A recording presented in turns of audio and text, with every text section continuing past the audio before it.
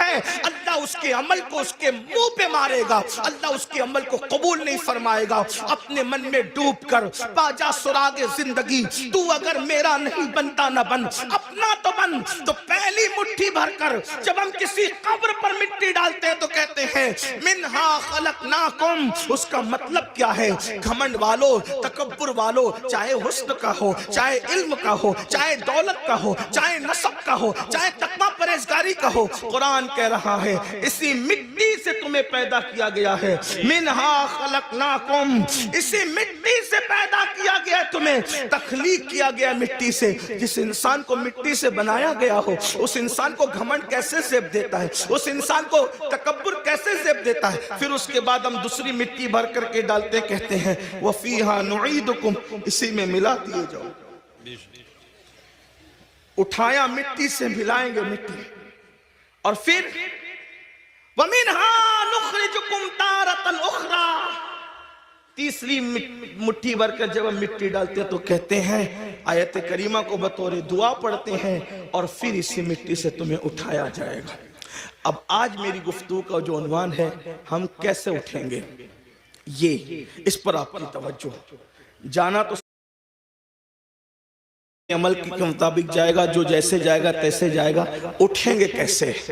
تو ایک حدیث پاک بڑی طویل ہے، اس میں اللہ کے رسول صلی اللہ علیہ وآلہ وسلم سے پوچھا گیا کہ یا رسول اللہ صلی اللہ علیہ وآلہ وسلم، ہمیں قبروں سے کیسے اٹھایا جائے گا اور کس حالت میں اٹھایا جائے گا؟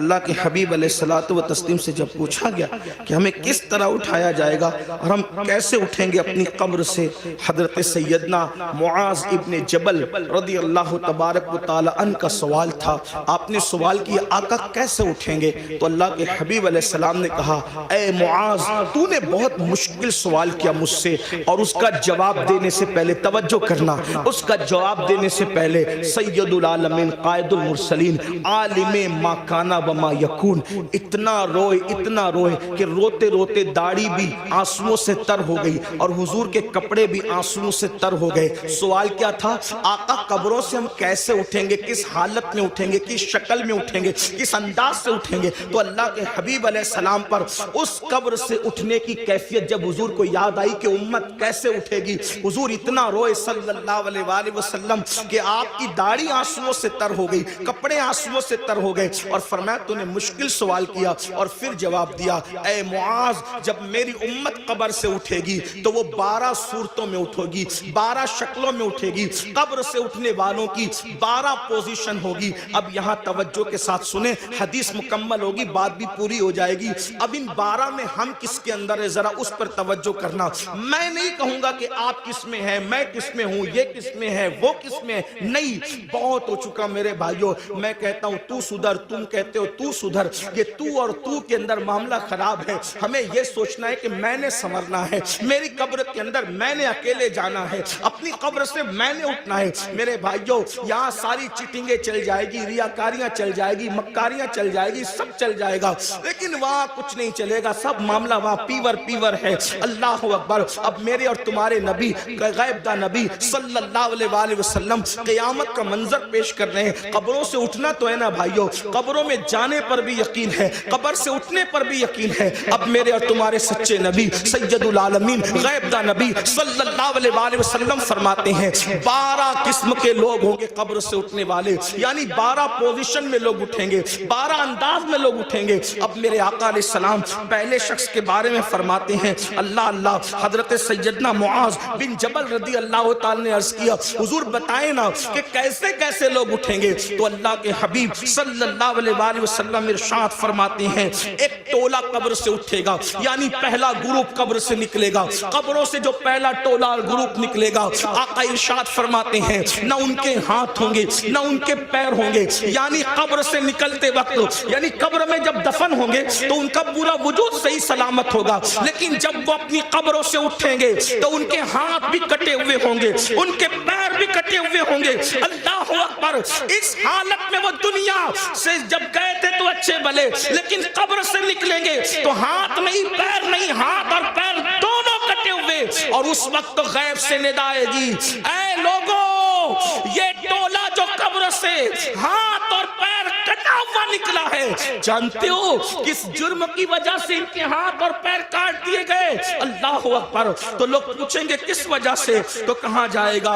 یہ دنیا میں اپنے پڑوسیوں کو تکلیف پہنچاتے تھے, یہ دنیا میں اپنے پڑوسیوں کے ساتھ اچھا سلوک نہیں کرتے تھے, اس لیے آج یہ اپنی قبروں سے اٹھے ہیں تو ان کے ہاتھ بھی کٹے ہیں, ان کے پیر بھی کٹے ہیں. آپ سے پوچھنا چاہتا ہوں, آج تھوڑی سی طاقت مل جائے, تھوڑی سی قوت مل جائے, پڑوسیوں کے ساتھ ہمارا سلوک کیا ہے؟ اللہ اکبر. بڑی معذرت کے ساتھ مسلمانوں, ہر پڑوسی دوسرے پڑوسی کو, ہر طاقتور کمزور کو دبا رہا ہے, بلکہ العیاذ باللہ اب تو حالات یہاں تک ہو گئے صرف پڑوسیوں کو ستایا نہیں جا رہا ہے, پڑوسیوں کی بیٹیوں پر بھی غلط نظر ڈالی جائے, ان کی بہوؤں پر بھی اگر وہ کمزور ہے تو غلط نظر ڈالی جاتی, غریب ہے تو ان کی آبرو کا سودا کرنے کی کوشش کی جاتی ہے. مسلمانوں سوچو تو صحیح, انجام کیا ہے؟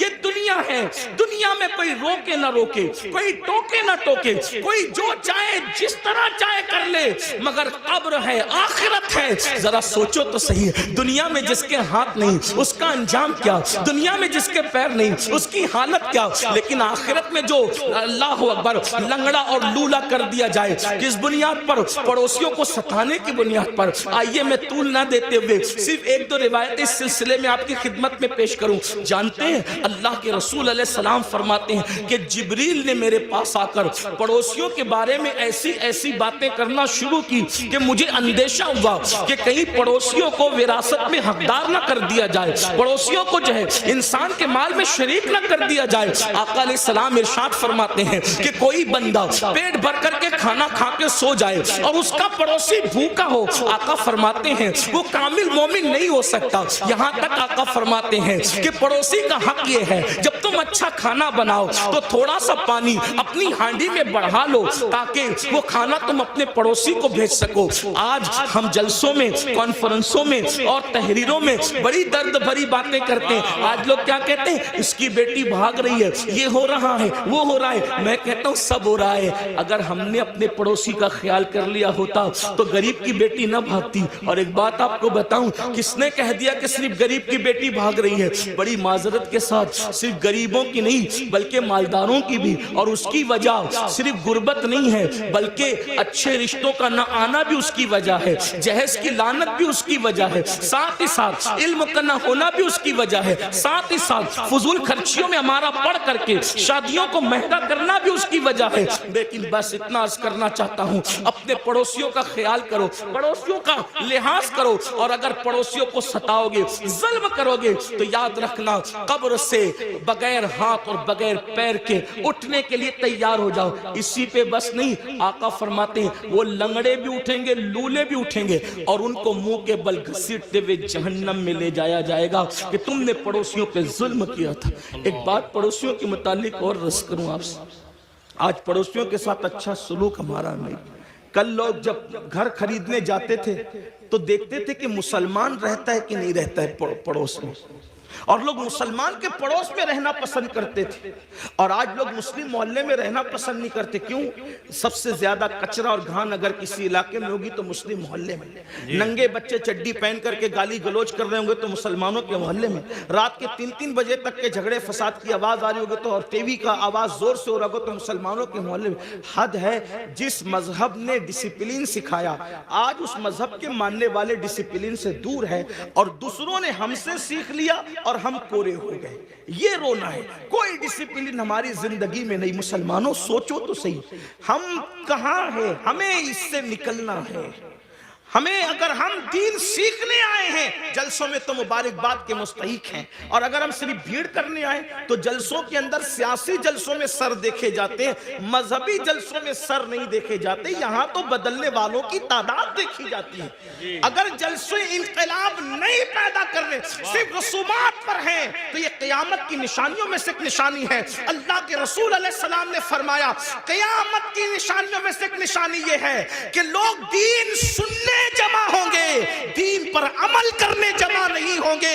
اللہ اکبر. جلسے والے بھی خوش, خطیب صاحب بھی خوش کہ کیا ہزاروں کی بھیڑ تھی, لیکن کہتا ہوں یہ قیامت کی نشانی ہے. دل اس وقت تک ٹھنڈا نہیں ہوگا ہمارا جب تک کہ جیسے جلسے میں رات کے 3 بجے تک ٹک کر بیٹھتے ہو, اسی تعداد میں جب تک نماز فجر میں نہ